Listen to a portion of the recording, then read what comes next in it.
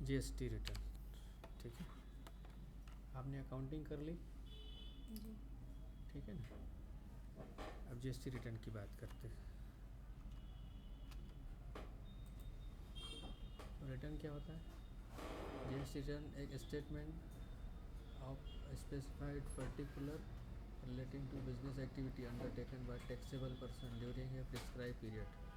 Return के पीछे psychology है कि आप जीएसटी में जितना भी आपका टैक्स है वो टैक्स पे करिए, जो भी जीएसटी परचेज पे आपने दी है और सेल पे कलेक्ट करी है, ठीक है, तो उसका डिफरेंस जो है आप टैक्स पेमेंट कीजिए, प्लस वो डिटेल दीजिए जो किस किस को आपने सेल की। अब सेल में क्या होता है, ये सेल और परचेज में एक B2B होता है, एक B2C होता है, बिजनेसमैन टू बिजनेसमैन और बिजनेसमैन टू कस्टमर, ठीक।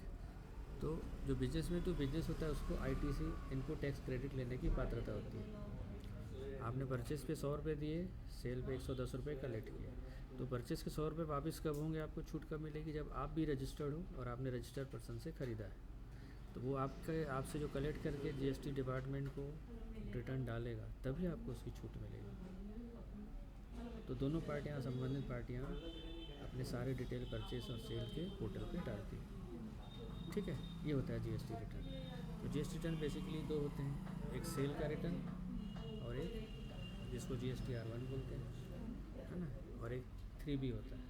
तो इसकी जो पहले GSTR1 की जो तारीख होती है, ड्यू डेट होती है, वो 11 तारीख होती है हर महीने की। मंथली रिटर्न आपको डालने हैं रजिस्टर्ड पर्सन को, और क्वार्टरली का ऑप्शन भी रहता है, ठीक है।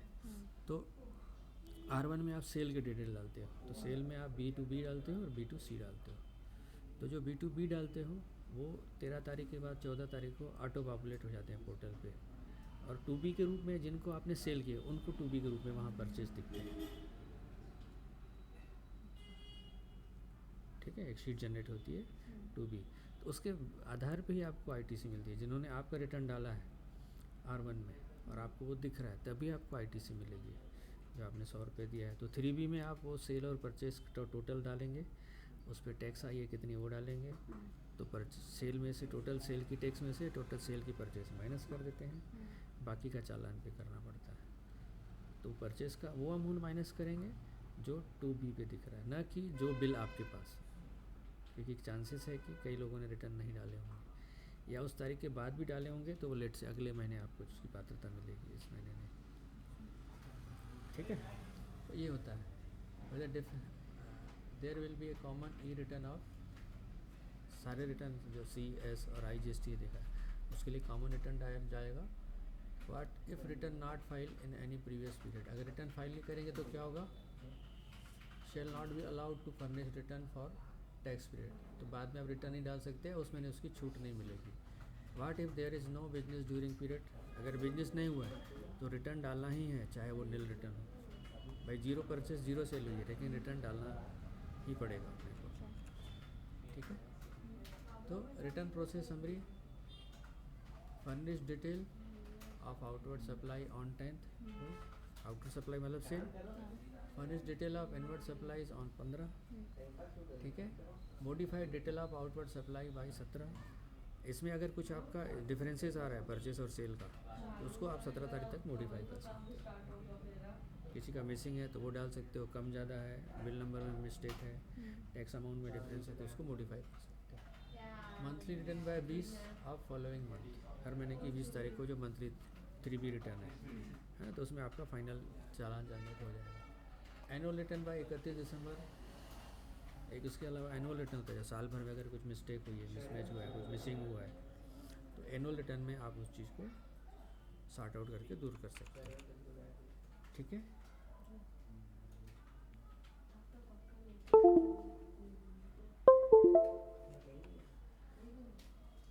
Who is required to file, every registered person जिसके पास GST नंबर है ना, जो इनपुट सर्विस डिस्ट्रीब्यूटर है, नॉन रेसिडेंट टैक्सेबल है, कंपोजिशन है, TDS और कलेक्टिंग TCS है, सबको GST रिटर्न डालना है। What are detail required to file, तो आउटवर्ड सप्लाई ऑफ गुड्स और service made during the month के दौरान सेल के टोटल फिगर, GSTR1 की बात हो रहा है ना, जो आपकी आउटवर्ड सप्लाई है, detail of invoice, debit note, credit note, revise invoice required to communicate to recipient, ये सारी चीज़ों के डिटेल जो है आपको डालना होता है। तो GSTR 1 की डेट जो है वो 10 तारीख होती है ना, 11 तारीख को पॉपुलेट रहती है। GSTR 1 अभी प्रचलन में नहीं है, इसलिए इस पर बात नहीं करेंगे, है ना, कन्फ्यूजन पैदा करेगा। GSTR 2 2A और 2B वही होता है। तो जो R1 में डाला गया है वो 2B में आपको दिख जाता है, चाहे सेल हो चाहे क्रेडिट में हो, दोनों उसमें दिख जाते हैं। ठीक है, उसको चाहे तो आप अल्टर कर सकते हैं। उसकी सिस्टम अभी इस महीने चालू हुआ है।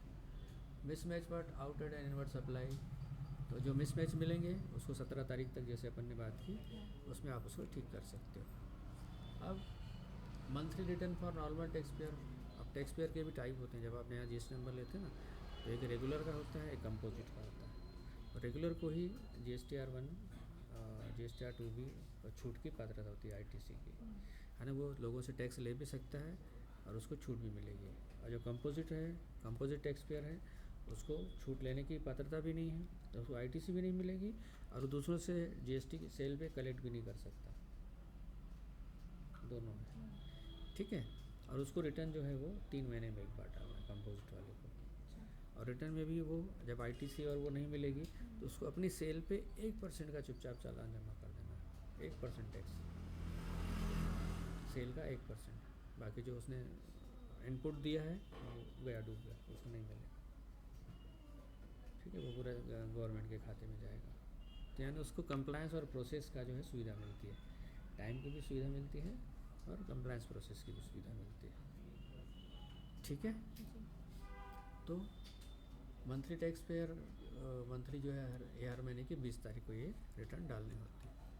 ठीक है, तो first return file by registered taxable person after grant of registration, registration के बाद जो है फर्स्ट रिटर्न डालना अपने को शुरू कर देना पड़ता है।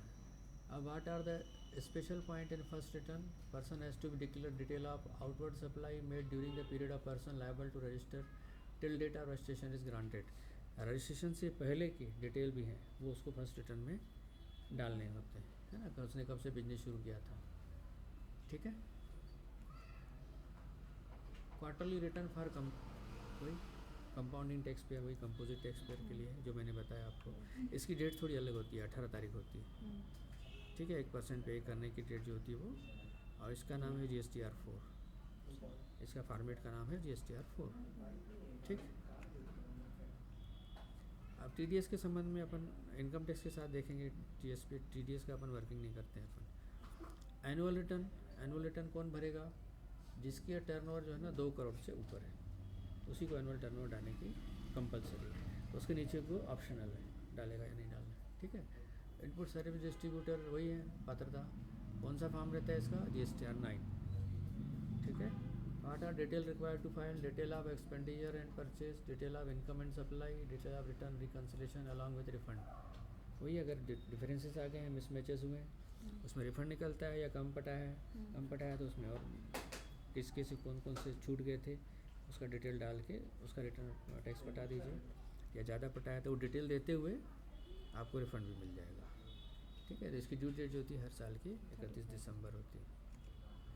ठीक है, अब लेट फीस, तो जो ये 20 तारीख जो 3B है ना, उसके बाद 25 रुपया टोटल 50 रुपया पर डे के हिसाब से लेट फीस आती है। जितने दिन लेट से आप रिटर्न डालेंगे उतने आपको पर डे के हिसाब से लगेगा, प्लस अगर टैक्स आई है तो उस पर इंटरेस्ट भी लगेगा 1.5% पर मंथ। ठीक है, तो उसके बारे में बताया गया है। और एनुअल रिटर्न फाइल नहीं करेंगे तो अलग अलग इसमें ये 0.25 या 10,000 रुपये है ना पेनल्टी है। तो इस तरीके से रिटर्न के बारे में मोटी मोटी जानकारी थी।